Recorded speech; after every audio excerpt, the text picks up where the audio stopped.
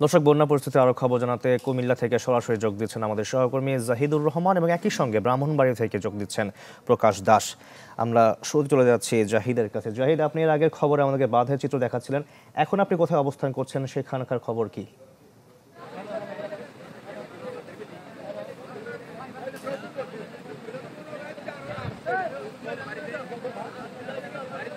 জাহিদ,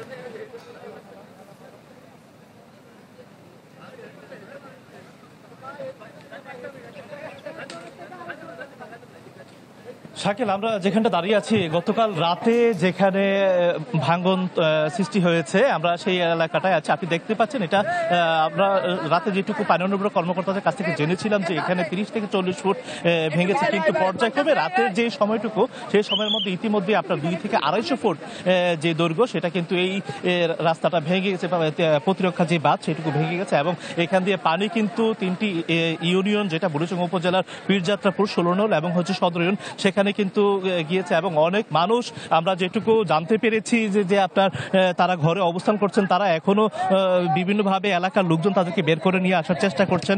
পাশাপাশি আমরা এটুকু তথ্য নিশ্চিত হয়েছে যে রাত্রে যখন ঘটনা ঘটে তারপর থেকে কিন্তু স্থানীয় এলাকার লোকজন অনেকে বাসা থেকে বের করে নিয়েছে এবং অনেকেই খোলা আকাশের নিচে অবস্থান করছেন এবং তীরের যে প্রতিরক্ষা বাঁধ গোমতীর, সেখানে তারা অবস্থান করছেন এবং এখানে উভয় পাশে আমরা দেখতে পাচ্ছি উৎসুক জনতারও ভিড় আছে। কিন্তু আবার কিছুক্ষণ আগে আমরা দেখতে পেয়েছি অনেকে তাদের যে ঘরের মধ্যে সম্বলটুকু ছিল সেটুকুও কিন্তু তারা আসলে এখন পর্যন্ত নিয়ে আসার চেষ্টা করছেন। তবে একটা সমস্যা কিন্তু এখন পর্যন্ত রয়ে গেছে, যে আপনারা, আমরা যেটুকু দেখতে পেয়েছি এইখানে যারা বাসিন্দা রয়েছেন 3টি গ্রামের, তারা কিন্তু খাদ্য সংকটে পড়েছেন। এখন গতকালকে রাত থেকে এখন পর্যন্ত তারা না খেয়ে এসে রয়েছেন, আমরা সেটুকু তাদের কাছ থেকে জানতে পেরেছি এবং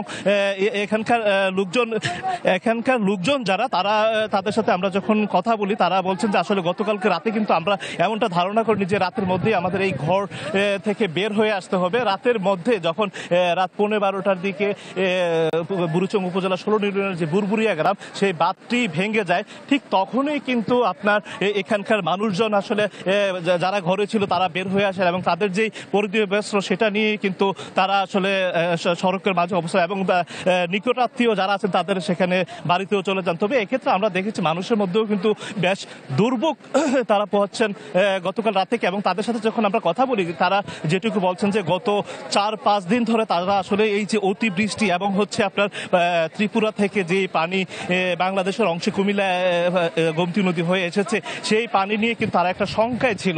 আসলে যেসব জায়গা গোমতী নদীর ঝুঁকিপূর্ণ এলাকা ছিল, সেই সব জায়গা আসলে আমরা মানে দেখেছি যে তারা বস্তা এবং আপনার বাঁশ দিয়ে তারা চেষ্টা করেছিল। আমরা এখানকার বেশ কয়েকজন উৎসুক জনতা রয়েছেন বা এলাকাবাসী রয়েছেন, আমরা তাদের সাথে কথা বলতে চাই যে আসলে এইখানে আপনারা যখন আসলেন এখানে আসলে কি দেখতে পেয়েছেন এলাকার লোক? কি বুঝে নাই, আমি তো আসছি মাত্র, আসার পর দেখতেছি যে পরিস্থিতি খুবই খারাপ, যে এত পরিমাণ স্রোত, মনে হয় না যে এই এলাকার মানুষ মানে থাকতে পারবে। সবাই নিরাপদ আশ্রয়ের জন্য যাওয়ার জন্য আসলে বলতেছি যারা সবাই যাইতে পারে। আমরা আরো কয়েকজন যারা আসলে এখানে দায়িত্ব পালন করছে, আমরা একটু তাদের সাথে কথা বলতে। আপনি তো নিশ্চয়ই এই এলাকার, আসলে এখানে আসলে কি অবস্থা দেখেছেন কালকে রাত থেকে, একটু আমাদেরকে জানান। কাল রাত থেকে আমি প্রথমত আমরা এদিক দিয়ে একটা চিকন আকারের ছিদ্র ছিল আর কি, সেই ছিদ্র থেকে সুড়ঙ্গ অবস্থায় পানি বহমান ছিল, এটা আস্তে আস্তে বড় হতে লাগলো। হঠাৎ করে আমাদের 2 পারের দশে গেল। সে এখন থেকে যে ক্ষয়ক্ষতির পরিমাণ আপনারা দেখছেন, এদিকে অবশ্যই ক্যামেরা দেখা যায় মিনিমাম 70 থেকে 69টা ঘর লন্ডভন্ড হয়ে গেছে এবং একেবারে জলের সাথে মিশে গেছে। তো সেই সুবাদে ঠিক আছে, ধন্যবাদ। আপনি দেখছিলেন যে আসলে এলাকার লোকজন যেটা বলছিলেন যে আসলে যখন এই ছিদ্র থেকে 30-40 ফুট ভেঙে যায়, আসলে এই সময় তীরের পাশে যে 70 থেকে 80টি বাড়ি ছিল সেটাও কিন্তু মুহূর্তের মধ্যেই লন্ডভন্ড হয়ে যায়। এবং আমরা তাদের সাথে কথা বলে যেটুকু জানতে পেরেছি যে আসলে এখানে তারা রাত্রে যখন অবস্থান করেছিল তখন যখন ভেঙে যায় তখনও কিন্তু আপনার বিভিন্নভাবে তারা চেষ্টা চালিয়ে যাচ্ছিল যে আসলে কিভাবে প্রতিরোধ, কিন্তু সেটা আর হয়ে ওঠেনি এবং রাতের মধ্যেই তারা আসলে ভেঙে যাওয়ায় তীরে এসে উঠতে হয়েছে। তো এই ছিল কুমিল্লা থেকে সর্বশেষ। শাকিল। যে জাহিদ, খুবই খারাপ অবস্থা আমরা দেখতে পাচ্ছি। আপনাকে ধন্যবাদ আমাদের সঙ্গে যুক্ত হওয়ার জন্য। আপনি সাবধানে থাকবেন। এবার চলে যেতে ব্রাহ্মণবাড়িয়া রয়েছেন প্রকাশ দাস। প্রকাশ, আপনার কাছে কি তথ্য আছে? সবচেয়ে কিছু জানা যাবেন প্রকাশ। যে শাকিল, ভারতের ত্রিপুরা রাজ্য থেকে যে পাহাড়ি ঢল সেটি কিন্তু কিছুতেই থামছে না। গত 4 দিন ধরে কিন্তু আমরা লক্ষ্য করছি যে ব্রাহ্মণবাড়িয়া সীমান্তবর্তী আখাউড়া উপজেলার বিভিন্ন পয়েন্ট দিয়ে কিন্তু এই পাহাড়ি ঢল কিন্তু এক নাগারে ধেয়ে আসছে। তবে গত 2-3 দিন আগেও যেরকম পাহাড়ি ঢলের তীব্রতা বা স্রোত ছিল সেটি কিন্তু আজকে থেকে কিন্তু কিছুটা কম। তো আমি এখন দাঁড়িয়ে আছি আখাউড়া উপজেলার মুগরা ইউনিয়নের খোলাপাড়া গ্রামে। এই খোলাপাড়া গ্রামে কিন্তু যে হাওড়া নদীর বাঁধের একটি অংশ কিন্তু পাহাড়ি ঢলের তুরে কিন্তু ভেঙে গেছে। ভেঙে যাওয়ার ফলে কিন্তু এই বাঁধের আশপাশ দিয়ে যে বাড়িঘর ছিল সবগুলো কিন্তু বন্যার পানিতে কিন্তু ভেসে গেছে। এবং এই পাহাড়ি ঢলের কারণে আখাউড়া উপজেলার প্রায় 40টিরও বেশি গ্রামের মানুষ কিন্তু এখন পানিবন্দী অবস্থায় দিন কাটাচ্ছে। এছাড়াও পার্শ্ববর্তী যে কসবা উপজেলা রয়েছে সেখানেও কিন্তু পাহাড়ি ঢলের পানির কারণে কিন্তু বেশ কয়েকটি ইউনিয়ন প্লাবিত হয়েছে বলে আমরা জেনেছি। সেখানকার উপজেলা প্রশাসনের কাছ থেকে আমরা যেটা জেনেছি যে আখাউড়া উপজেলা কিন্তু নতুন করে বায়েক, কায়েমপুর এবং গোপীনাথপুর এই 3টি ইউনিয়নে কিন্তু নতুন করে জলবদ্ধতা দেখা দিয়েছে এবং মানুষজন কিন্তু প্রায় 26টি গ্রামের মানুষ পানিবন্দী হয়ে পড়েছেন। তো সব মিলিয়ে আমরা যেটা বলতে পারি যে পাহাড়ি ঢলের কারণে যে আখাউড়া এবং কসবা উপজেলার প্রায় 60টিরও বেশি গ্রামের প্রায় 2000-এর মতো পরিবার কিন্তু পানিবন্দী অবস্থায় দিন কাটাচ্ছে। এছাড়াও জেলা প্রশাসক কিন্তু বিভিন্ন দুর্গত এলাকা পরিদর্শন শেষে কিন্তু জানিয়েছেন যে তাদের যারা দুর্গত রয়েছে তাদের সহায়তা কিন্তু 15 মেট্রিক টন চাউল এবং 5 লক্ষ টাকা অর্থ সহায়তা বরাদ্দ করেছে, যা ইতিমধ্যে তাদের মধ্যে কিন্তু বিতরণ কাজ চলছে। এছাড়াও পানি উন্নয়ন বোর্ডের নির্বাহী কর্মকর্তা জানিয়েছেন যে হাওড়া নদীর যে পানি রয়েছে সেটি কিন্তু আজকে কিছুটা কমতে শুরু করেছে। আজকে প্রায় 4 সেন্টিমিটারের মতো পানি কিন্তু কম প্রবাহিত হচ্ছে। এতে করে ধারণা করা হচ্ছে যে যদি বৃষ্টি না হয় তাহলে কিন্তু বন্যার পানি আস্তে আস্তে কমে আসতে পারে। জি শাকিল। জন্য দর্শক, বন্যা পরিস্থিতির খবর জানাতে কুমিল্লা এবং ব্রাহ্মণবাড়িয়া থেকে যুক্ত হয়েছিলেন আমাদের সহকর্মীরা। 100% কপার কন্ডেন্সারে তৈরি ভিশন ফ্রিজ, তাই গুণে মানে অটুট থাকে বছরের পর বছর। দর্শক, বন্যা পরিস্থিতি আরো খবর জানবো। মৌলভীবাজারের বন্যা পরিস্থিতির খবর জানাচ্ছেন আব্দুর রব এবং একই সঙ্গে রাঙামাটি থেকে যোগ দিয়েছেন আমাদের আরেক সহকর্মী জিয়াউল হক। আমি চলে যাচ্ছি আব্দুর রবের কাছে। আব্দুর রব, আপনার কাছে আর কি তথ্য আছে? সবশেষ আপডেট কি? মৌলভীবাজার আসলে বন্যা পরিস্থিতি এক ধরনের অবনতির দিকে যাচ্ছে ক্রমান্বয়ে। যদিও মৌল নদীর পানি পশ্চিমার অনেক উপরে রয়েছে, 115 সেন্টিমিটার উপর দিয়ে রয়েছে চাঁদনীঘাট পয়েন্টে, এবং রেলওয়ে ব্রিজে রয়েছে 35 সেন্টিমিটার, এবং উপরের দিকে পানি কিছুটা হলে কমছে, এটা একটা আসার কথা।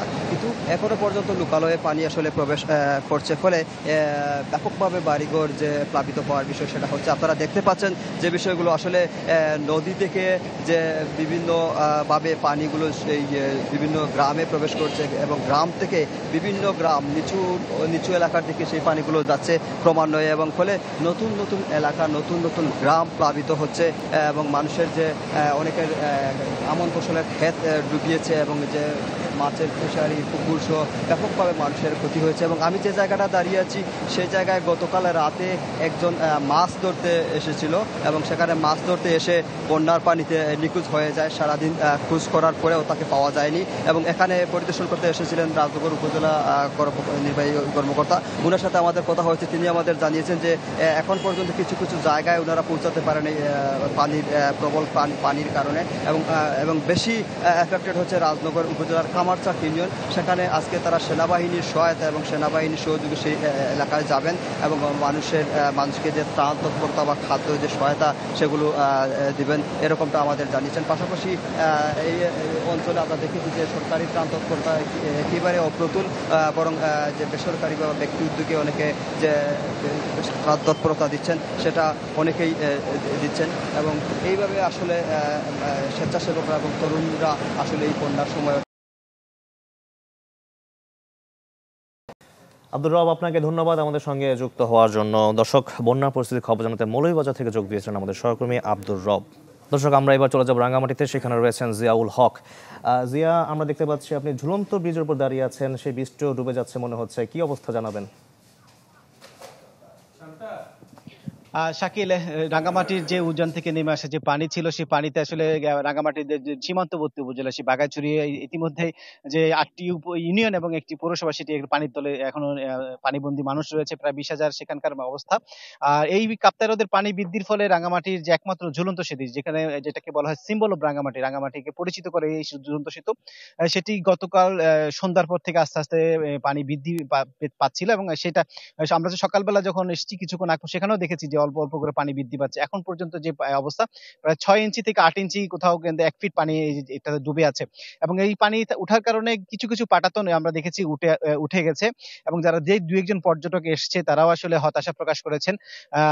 এবং তারা বলছেন যে তারা এসেছিলেন ঝুলন্ত সেতু বেড়াতে, আসলে এই পরিস্থিতি দেখে তারা অনেকটা হতাশ হয়েছেন।